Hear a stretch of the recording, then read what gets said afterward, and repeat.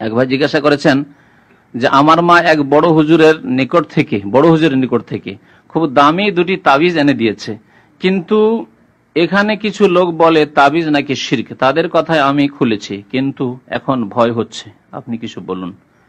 দেখেন, নবী করিম সাল্লাল্লাহু আলাইহি ওয়াসাল্লাম বলেছেন আত-তামাইমু শিরকুন, তাবিজ হচ্ছে শিরক। এটি আল্লাহর নবীর কথা, কোন আলেমের ফতোয়া নয়। ফতোয়া হইলে ভাবতেন যে হতে পারে মানুষের মত ভুল হতে পারে। এটি কার কথা? নবী সাল্লাল্লাহু আলাইহি ওয়াসাল্লামের কথা।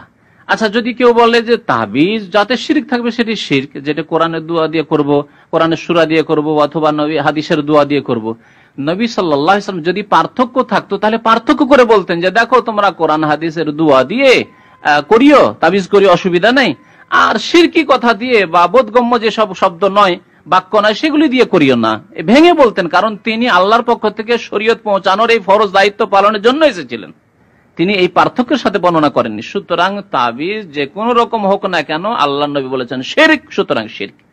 কি রকম শিরক?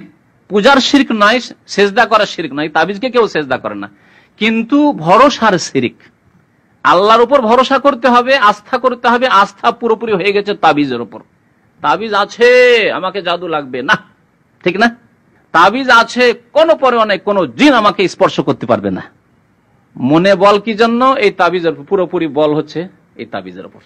তাবিজ আছে, যদি তাবিজ না, এই যে মন খুব দুর্বল হয়ে পড়েছে, ভয় লাগছে, কেন? আস্থা হয়ে গেছেন। আস্থা ছিল কিসের উপর? তাবিজের উপর। তাহলে আল্লাহর উপর আস্থা না হয়ে তাবিজের উপর আস্থা হওয়া, এর নাম কি? সে কোরআনে সূরা দিয়ে তাবিজ হোক, আর দোয়া দিয়ে তাবিজ হোক, আর গাছগাছড়া দিয়ে তাবিজ হোক, আর অন্য কোন শিরকি কলিমা দিয়ে তাবিজ হোক, আস্থা তো তাবিজের উপর। আল্লাহ কি বলছেন? বহু আয়াত রয়েছে, একটি আয়াত বলছে ওয়া আলাল্লাহি ফাতাওয়াক্কালু ইন কুনতুম মুমিনিন, আল্লাহর উপরেই একমাত্র ভরসা করো যদি তুমি মুমিন হও। তাহলে তাবিজের উপর যে ভরসা করবে সে কি মুমিন না মুশরিক? মুশরিক হয়ে যাবে। তারপরে যারা বলে কোরআন হাদিসের দোয়া দিয়ে তাবিজ করবো, এমন কি খারাপ কথা? হ্যাঁ, খারাপ কথা। আরেকটি খারাপ কথা আছে, সেটা হচ্ছে যে পেশাব পায়খানায় কোরআনের কত অবমাননা করছেন, আল্লাহর নবীর দোয়ার কত অবমাননা করছেন। এটি কি হারাম নয় আপনার জন্য? দিনে কতবার গুনাহগার হচ্ছেন তাবিজ নিয়ে পেশাব করতে গিয়ে, পায়খানা গিয়ে, গোসলখানায় গিয়ে, কতবার গুনাহগার হচ্ছেন আপনি? স্ত্রীর কাছে গিয়ে, আর মহিলার গায়ে তাবিজ থাকলে স্বামীর কাছে গিয়ে। সুবহানাল্লাহ, চিন্তা করেন না? তাহলে শিরকও আছে, এবং এই কোরআন এবং হাদিসের, আল্লাহ এবং রাসূলের কথার অবমাননা, মানহানিও আছে, যা কুফরির আশঙ্কা নিয়ে আসে আপনার জন্য।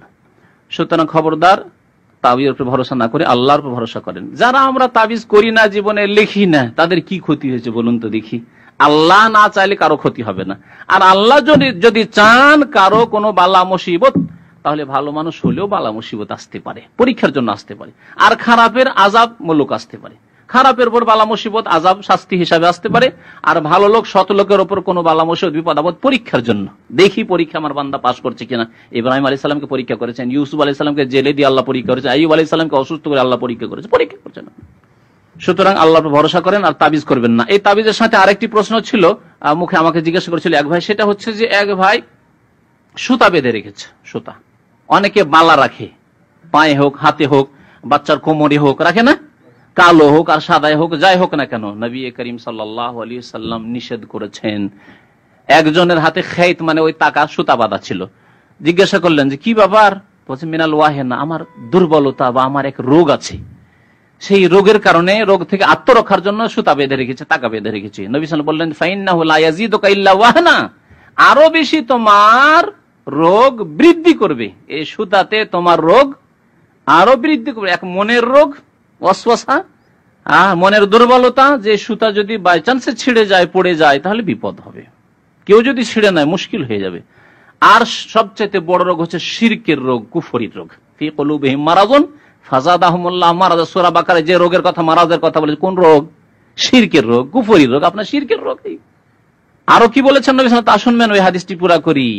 ফাইন্নাকা লাউ মিত্তা, এই অবস্থায় তুমি যদি মরে যাও, ওয়াহি আলাইক, আর এই সুতা তাগা বালা যদি তোমার কাছে থাকে, তোমার হাতে কোমরে বা তোমার ছেলে মেয়ের হাতে কোমরে, বাড়িতে ইত্যাদি যদি থাকে, মা আফলাহতা আবাদা, কোনদিনই তুমি মুক্তি পাবে না, কখনো তুমি মুক্তি পাবে না। তাহলে ভালো করে শুনে রাখুন যে এসব করা শিরকি কাজ, তা করবেন, আল্লাহর উপর ভরসা করতে চেষ্টা করুন।